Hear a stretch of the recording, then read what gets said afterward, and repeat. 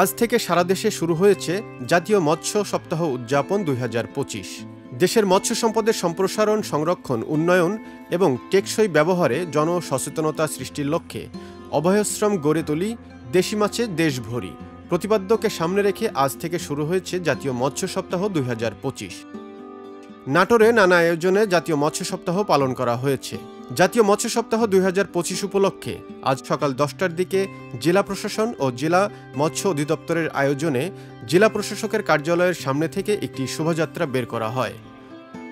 শোভাযাত্রাটি বিভিন্ন সড়ক প্রদক্ষিণ করে পুনরায় জেলা প্রশাসকের কার্যালয়ের সামনে ফিরে আসে। শোভাযাত্রা শেষে নাটোর ডিসি পার্কের খালে মাছের পোনা অবমুক্ত করেন জেলা প্রশাসক আসমা শাহীন। পরে জেলা প্রশাসকের সম্মেলন কক্ষে হয় আলোচনা সভা। সভা শেষে জেলায় মাছ উৎপাদনে বিশেষ ভূমিকা রাখায় মৎস্য চাষীদের মাঝে পুরস্কার বিতরণ করা হয়। আলোচনা সভায় অন্যান্যদের মধ্যে উপস্থিত ছিলেন অতিরিক্ত জেলা প্রশাসক আবুল হায়াত, জেলা মৎস্য কর্মকর্তা শহীদুল ইসলাম সহ মৎস্য চাষীগণ।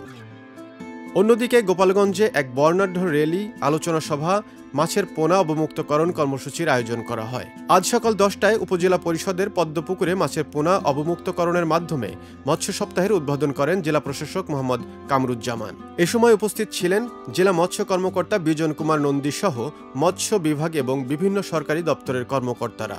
পোনা অবমুক্তকরণের পর পদ্মপুকুর থেকে একটি বর্ণাঢ্য র্যালি বের হয়ে উপজেলা ভবনের সামনে এসে শেষ হয়। র্যালিতে জেলার মৎস্যজীবী, জেলে ও সরকারি কর্মকর্তারা অংশগ্রহণ করেন।